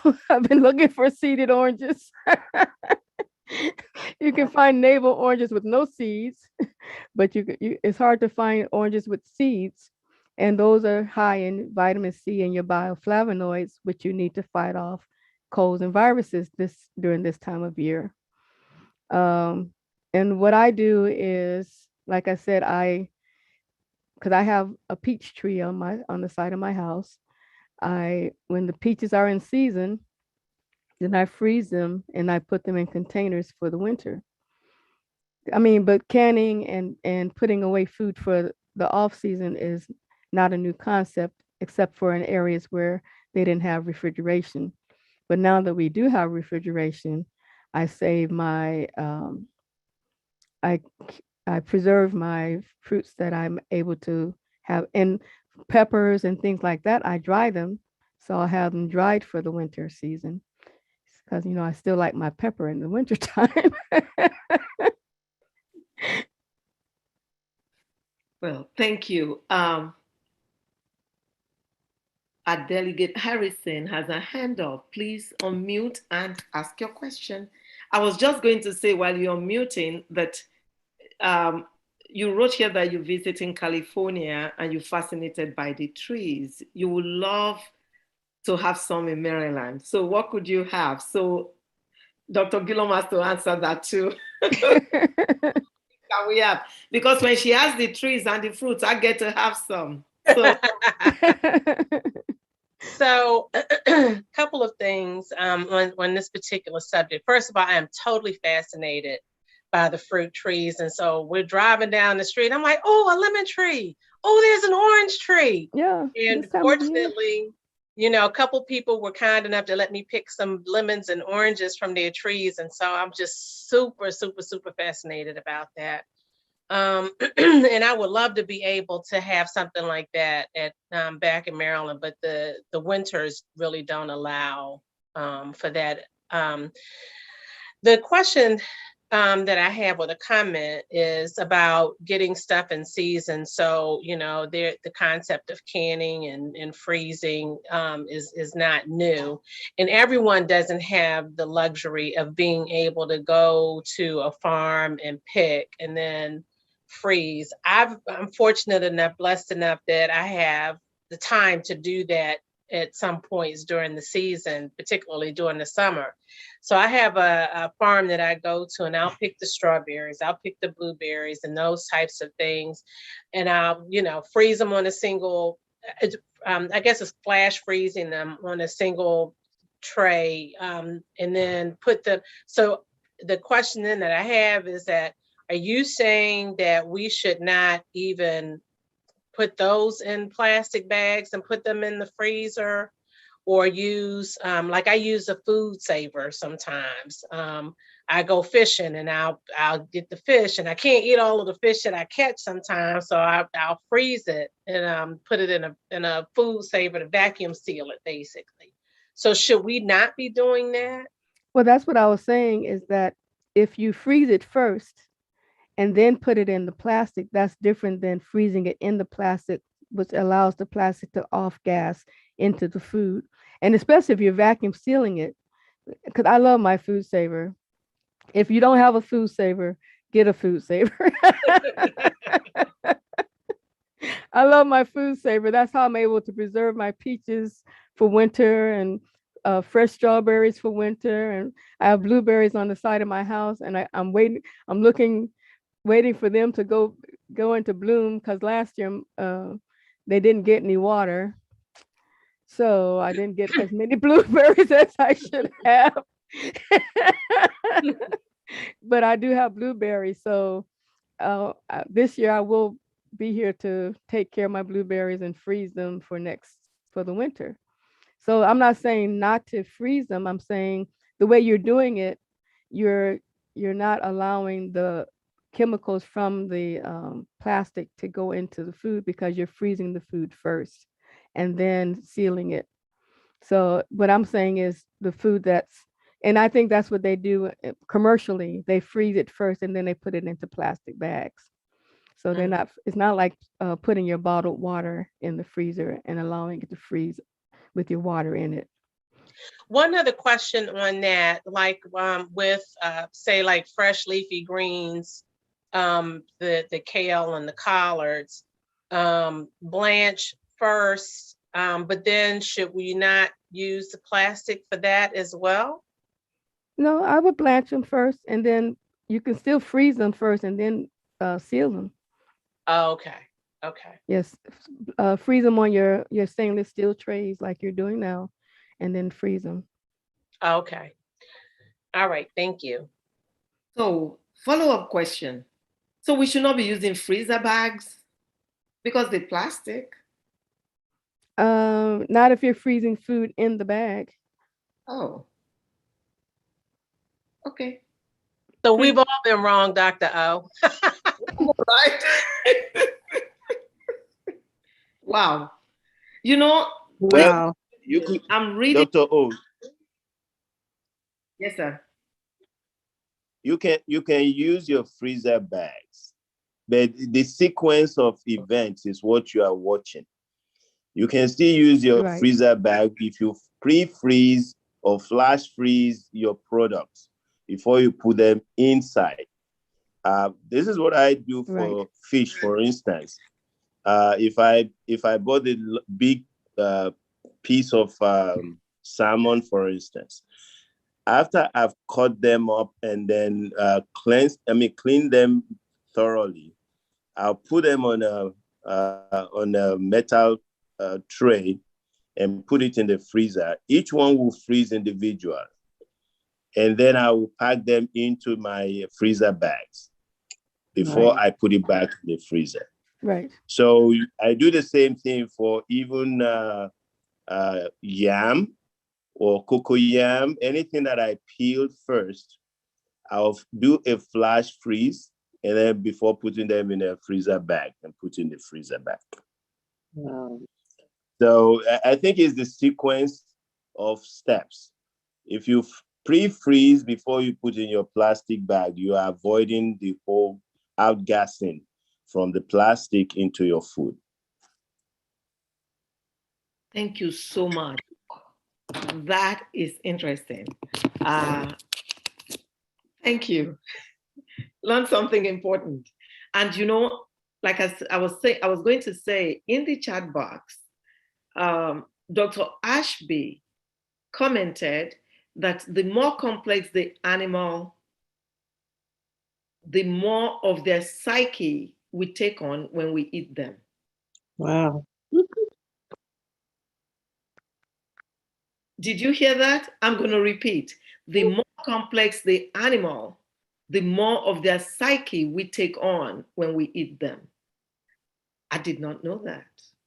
The first time I heard that today or ever, was when Dr. Gillum talked about it, and Dr. Ashby just elaborated on that. So I think we ought to rethink eating meat.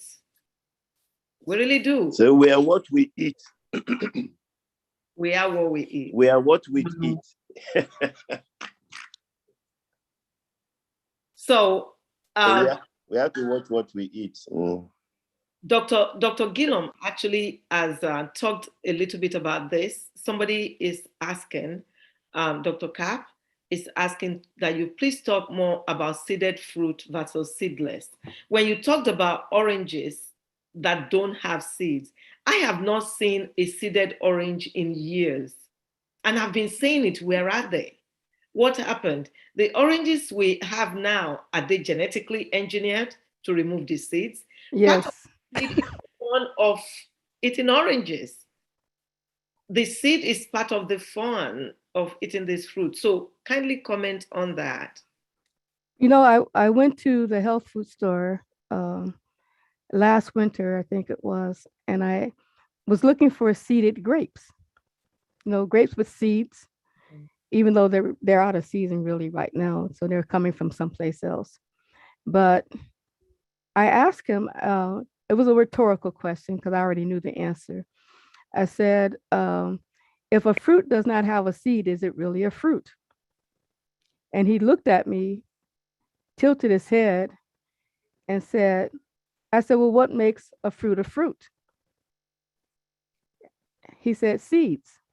I said, so that means you have all this fruit here that's not really fruit because they don't have seeds. The oranges don't have seeds. The grapes don't have seeds. What other fruits there now seedless? The watermelons don't have seeds. I said, so are they really fruit? Because fruit, the thing that makes it fruit is that it's able to reproduce. And none of these fruits can reproduce on their own. And so he kind of looked at me, no, we don't have any seeded grapes. That was his bottom line, was they didn't have any seeded grapes. So they're basically hybridized or genetically engineered, because in order to make another orange tree from a seedless orange tree, you have to graft it onto another tree. You can't produce oranges from a seedless orange tree. You have to graft it.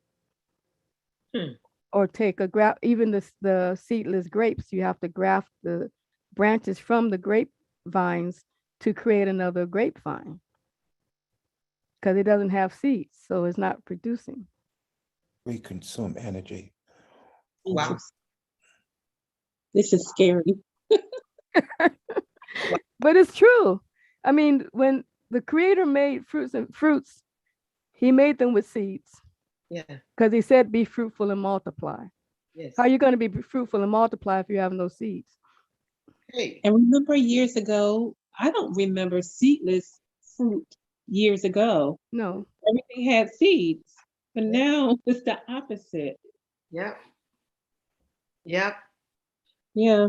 To satisfy people who just want to be lazy, who don't want to deal with the seeds, we're compromising a lot. Wow.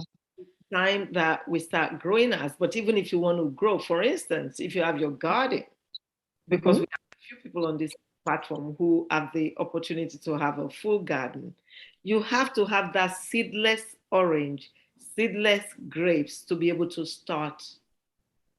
That's, oh, no, not seedless, seeded orange, seeded grapes to be able to continue that seeded natural fruits. How do you get them anymore? Well, they do in California. They do have seeded oranges, but they're only in season for a short period of time. They're called Valencias. And that's really what I was looking for, were the Valencia oranges, because I know they have seeds in them. And so you have to buy the seeds or buy the seedlings in order to start a tree or start them from a seed. That's good to know that at least we still have them. Yes, they do exist. So Abby in London is freaking out. She said, no freezer bags. Where do we get the freezer plates from? She's in London. No, you don't have to have freezer plates. You just freeze your food first and then put it into the bag. Okay, so Abby, if you want to ask further, you can unmute and ask further questions. Somebody asked, in addition to the, sorry, go ahead. Thank you, Dr. Ho. I was just wondering, freeze your food first. You mean put the food fresh, like fresh meat or fresh fish, into my freezer uncovered, and once it's frozen, then put in plastic bags? Yes. I mean, put in freezer bags. You leave raw food in the freezer? Is that what you're saying? Well, if you put it in bags first and then freeze it, isn't it still raw? Well, it's covered, isn't it? I mean, it's not exposing every other thing to raw food. Well, you're only leaving it in there until it freezes. Like when I do strawberries, it only takes a couple of hours for the strawberries to freeze. And then I take them out and put them into bags. Yeah, but I'm talking about things like meats, like, you know, it's fresh, raw fish, meat. Yeah, I think Dr. Jagbe, yes, he takes his fish, he cuts it and puts it on a stainless steel pan and then freezes it and then puts it into plastic bags. Yeah, I mean, two ways to do it, Abby, is you can do it on a stainless steel grid or a plate or ceramic plate, anything that is not plastic. You can put it in your freezer when it's hardened, not when it's all fully frozen. It's just that they will be individually frozen while you put them in the Ziploc bag. They are not wet. All so right. you can put anything raw inside your freezer. If you don't splash it, the raw water everywhere. You just put it in a container, a flat container, let the food, whatever it is, let it freeze a little bit before you bag it up. That's all. The other way I use it is I can use parchment paper. You can use parchment paper on any whether metal or ceramic container and put it inside the freezer for the food product, particularly if it's raw meat or fish or anything like that, that is animal product. You can use that on a parchment paper and let it freeze before you bag them inside your freezer bag. Right, thank you. My next question. So while we're doing this process, why are we not using freezer bags again? I think you said it, but I missed it. Dr. Marcia. Dr. Gillam. Yes, well, because the plastic bags are made with a chemical that when you freeze it, it leaches into your food. So instead of allowing that chemical, I mean, it's a small amount, but just think about how many freezer bags we've used over the years. I'm 69. So think about 60 something years of using freezer bags and the chemicals that have leached out into the food. And my parents using freezer bags. And so that chemical that comes out from the bag gets on into your food. And even though it may be a small amount, if you multiply that over a lot of different foods over a lot of different years, then it accumulates. So you don't want that accumulation of chemicals in your bloodstream. Right. This would apply to plastic bowls as well, wouldn't it? Yes, it would. All right. Thank you. Thank you. That's my biological baby sister, by the way. Oh. She's in London and she's off. Thank you, Abby. Thank you. Ade asked the question here. In addition to the organic standard, the organic standard we consider when reading our food labels. Should the country of origin be a factor when we make food choices? I would say for sure, because not all countries that say they're organic has the same standards that the EPA and USDA have in the States. So our standards may be stricter than the standards in other countries. So they may be able to call something organic that we here in the States would not call organic. So they would have to go through our inspections here in the United States to be considered organic. Just like honey, there are other countries can call honey organic, and there's no standard for organic honey here in the United States. So thank you. Thank you so much. Ade, I hope your question was answered. And if not, please raise your hand or ask. Dr. Ashby actually commented on that going back to eating from a local farmer and befriending them helps to know where our food comes from. And that is true. Here in Maryland, we know they come from Pennsylvania. What did the Amish people? Amish people. The Amish grow without fertilizers and stuff like that. And we have access to them. Brother Yomilawal said, if we are what we eat in that term, does that mean if we eat lion, we really take in the psyche of a lion? If so, what is so bad about that?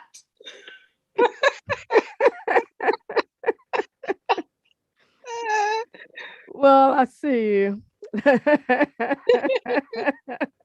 Let me count what's so bad about that. No. First of all, the male lion is pretty lazy because they're not the ones who hunt. It's the females that hunt. They just lay around and roar and chase the prey into the female's mouth, and she captures it and kills it. He has an easy job. Maybe that may not be so bad. He would have an easy job. Mr. Lawal, I wasn't counting on that one. That's funny. It wasn't counting on that answer. Yeah. I thought it would be the female one. Can I mention something about that? Because I know it seems out there, but there's a lot of literature with aggression and meat eating, with anger and depression, impulsivity. So while it is a little bit of a very long stretch when we think about, psyche, the lion, we may think we know what their psyche is because of all these motivational speeches that talk about be like a lion. But what is imprinted in the flesh at the time of killing or shortly before the killing is what we're actually referring to, especially when it comes to the slaughterhouses. The fear, the anger, it is registered in the meat, and that has been written about. So that's the kind of translation into our own depression and our own aggression and our own sense of a little bit of helplessness that's been documented with some of these, the slaughterhouses and people that eat those meats. Wow. Well, if you think about the way they raise they're not happy cows. Like nice happy cows grazing on the grass and browsing and just having a life of freedom. They're not. If you drive down the corridors of California, and when you get to Central California, there's a place where they kind of warehouse the cows, and they're kind of living on top of each other, and you can tell when you're getting there because of the smell. And when you pass it, you see all these cows. There's no room to move around, no grass. They're in the mud. So if you think about that life that they had to live, and these are cows that are raised for meat, the life that they lived before they were slaughtered, and they can't be, happy, or living the life that the cows used to live when the person just owned one or two cows, and that cow was raised from a calf to be meat for the household for a year. These are cows that are being raised to go to the slaughterhouse to feed the nations. So that can't be a happy existence if you're living on top of each other and living in the mud outside of your natural environment. Thank you. Thank you so much, Dr. Ashby. Thank you, Dr. Gillam. Ade also asked that you can freeze in paper container. And yes, Dr. Ashby has answered that. The parchment paper, Dr. Jag, we talked about that. Yes, you can do that. And Dr. Bill wrote that the chemical is BPA, Abby, is BPA that leaks into the food from the plastic, and it alters our enzyme structure. So not a good thing to be freezing in plastics. Well, they have containers that they say are both BPA free, but there are other chemicals that are used to make plastic besides BPA.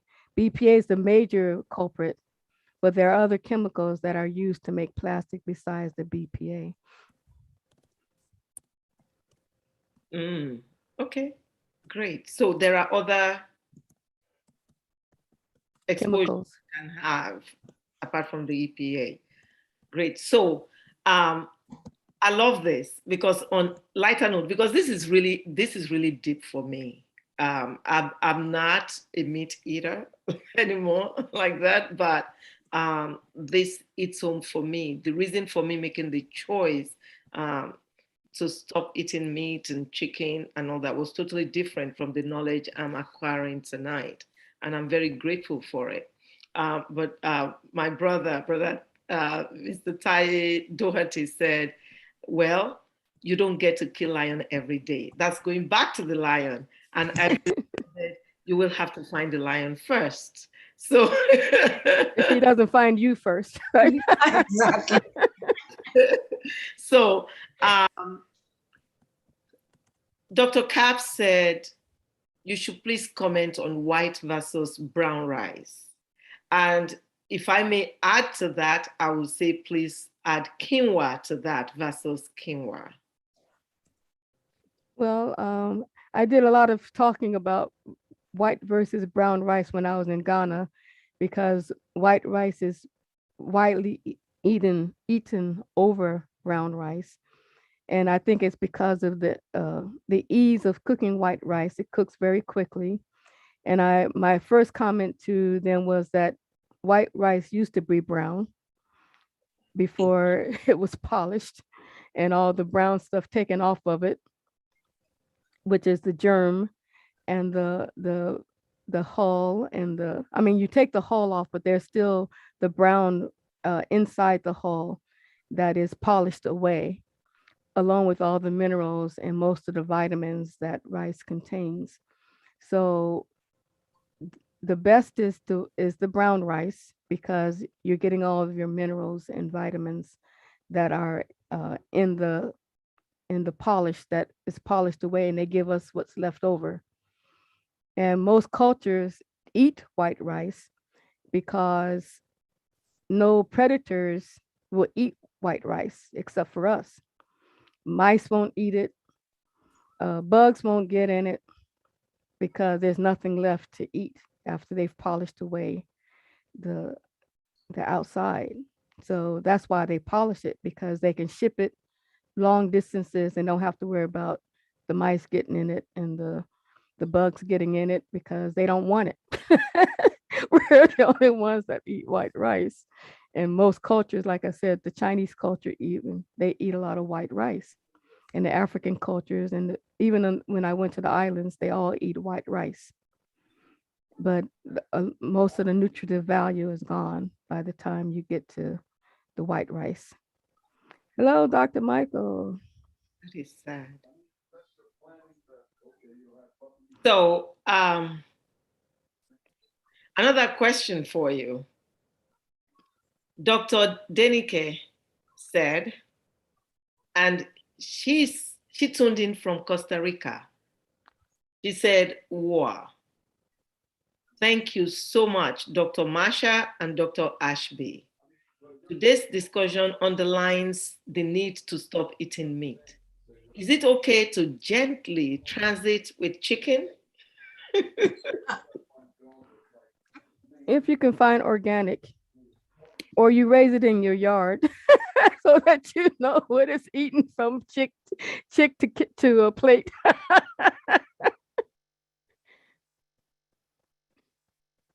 I think it's a valid question because everyone has their own pace, right? And I even had to step it down. As I did my own journey, I realized after looking into this that, and then anybody can do the search too, non-organic chicken, as Dr. Gillam mentioned, is one of the highly inflammatory things that we can consume today. And if you look at the chicken breast nowadays, it's sliced in so many layers to fit on that plate because the original breast was probably so large that it would scare you if you had that whole breast. So one thing is obviously it has hormones and antibiotics. And when they say it doesn't have that, if you look at the fibers, you often find fat transfixed within what should be just muscle fibers. So when there's fat glistening within what should be muscle, you know that the chicken wasn't at a good healthy weight, and so you take in that as well. So inflammation wise, it's definitely not advisable, but everyone has to go through some stages, and if that's what it takes to get to a better place, then go through it and choose organic. But the bottom line is it's still pretty highly inflammatory, the chicken that you find in the stores today. Yeah, most of chickens today never see the light of day. They're in little cages, or not only, I won't even call them cages. They're in little cages about just big enough for them to barely move around. These chickens look mature, but a lot of times they're only like 4 weeks old, but they're matured because of all of the hormones that they inject them with and put in their foods to make them mature faster so they can leave that cage space for another chicken. So most of them are not mature, they're not free range. And even that designation is very sketchy because they can call something free range if they let it out for 3 minutes a day or whatever. It's like a short period of time that they let them out of their cages, they consider them free range. So they're not really free range. They just let them out for a couple of minutes. It's like if you're in prison, you get yard time. An hour a day yard time, and then they put you back in your cage. So they're not getting exercise. They're not moving around, and that's why there's so much fat in it because of the hormones that they're given, and the feed that they're given is not organic. It's just to put on weight so that they look like they're older than they really are. And that's also why you see these little 1-year-old kids looking like they're 3 years old because they've eaten all these hormones from eating chicken nuggets and eating all those hormones from the chicken and from milk. Wow. So I just got in the chat box. Dr. Cap said I should talk about Daisy's organic chicken in South Carolina. Yes, I went to South Carolina this year. And Daisy is a precious friend of mine, precious sister. She and her husband have their yard full of, plants. They plant themselves, they eat organics. And one of the things they have also were chicken that they raised themselves. I'd never seen chicken this big and tall before. I mean, They run around in the yard. They're totally 100% free. They brought us eggs, and the eggs tasted different. I'd never tasted eggs like that before from those chicken. And then they killed like 5 of the chicken and gave us 3 to bring home. What struck me was that there was no fat, 0 fat between the skin and the flesh of this chicken. 0. You know how you see the yellow things, yellow fat between flesh and skin? This had nothing. The skin was right on the flesh. The chicken, I don't eat, I've done away with meats and all, except incidentally. This one I said I was going to taste, and it was amazing. It was different.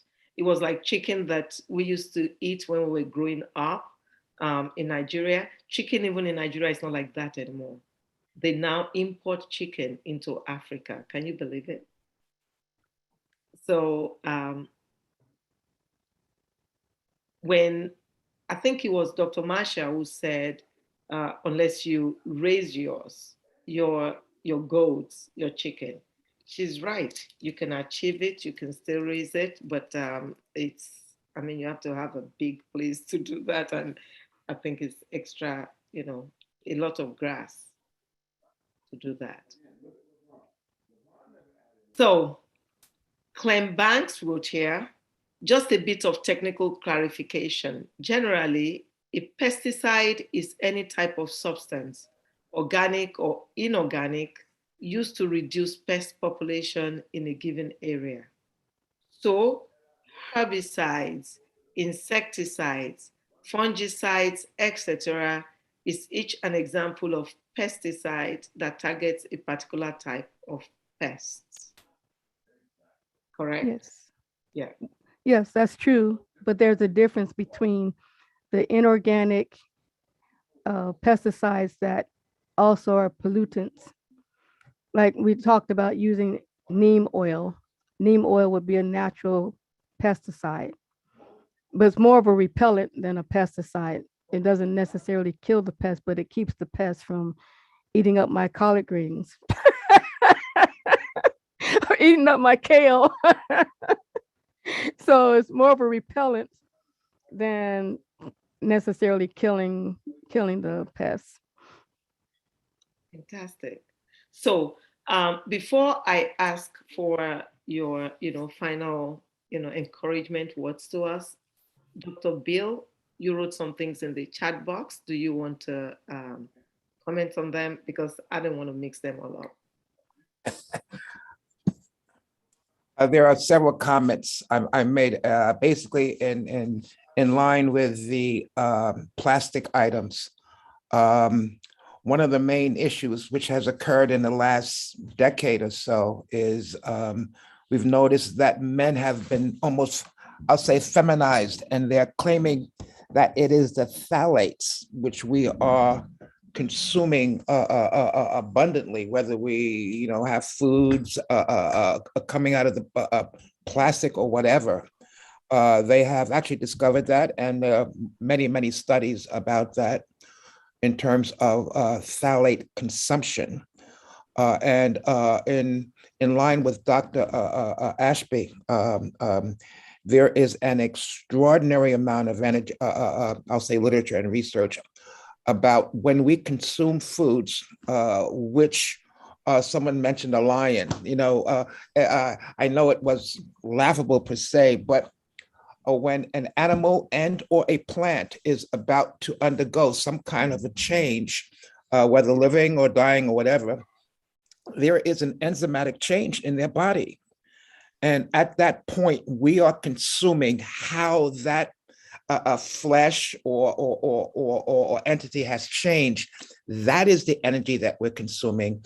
And I am absolutely totally agree with her in terms of documentation, in terms of our aggressiveness. And sometimes it's been traced back to our basic food consumption over a period of time in terms of that.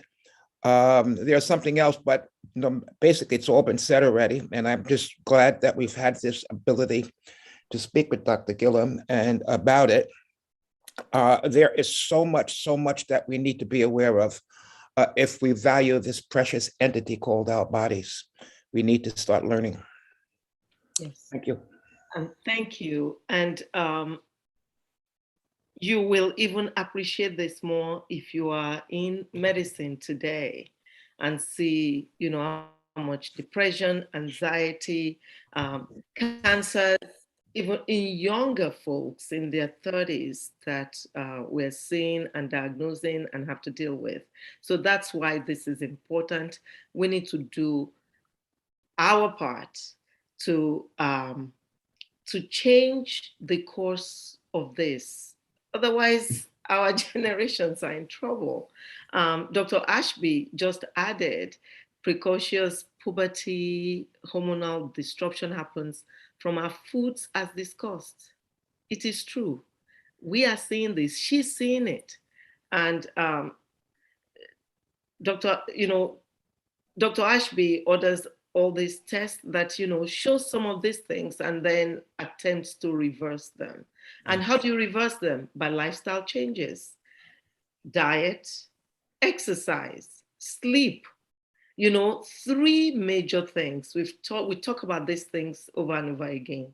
And by the grace of God, will we get it? We will be better. We would have strong health and a strong future. That's the purpose of us meeting here. One of the things, in addition, we should not feed infants honey at all, because that is something which, unfortunately, honey is very viscous, and in the honey, there's usually spores. So we do not want to feed to the children honey until their body reaches a certain 12 months. Age per se at this point in time. So just a point. Thank you. And that may be meant for somebody on this forum, but that is interesting. In my culture, Yoruba culture, the honey is one of the things that they use to name babies. Some of the things that if they're not Christian naming ceremony, they would have honey as one of the components. When they put everything in that baby's mouth, they don't put honey in it. Interesting. They don't let the honey touch the baby's mouth. Good. They fake it. And I've asked before why. The elders who do this didn't even know why. Now I know. They have to be at least 12 months old before they can have honey. So that's probably meant for somebody, maybe somebody with a baby or something on this forum. So that brings us to our Medical Mondays moment. Dr. Jagbe says, thanks everyone for your enthusiastic exchanges. And thanks Dr. Gillum for the engaging presentation. Mr. Yomilawal said, thank you very much for this engagement. I learned a lot. And before this, Dr. Ephraim, as you know, just been so appreciative of your presentation and some other ones. So thank you so very much. Yes, we are looking forward. Yes, my sis, Andrea Harrison said, looking forward to next week. I am too. Can't wait to learn how to actually start growing in my living room and everywhere. Look, you come visit me, you'll see plants all over the place. Dr. Denike said, thank you so much for today's very insightful presentation. And Dr. V said, God bless you all. So our Medical Mondays moment. We're grateful for Johnny Mercies coming back from Ghana. Sometimes we take things for granted. We don't take things for granted. We are grateful that we went safely and got back safely. We are grateful for all the people that the Lord allowed us to impact. And for today, I just want to mention that we're grateful also for Medical Mondays.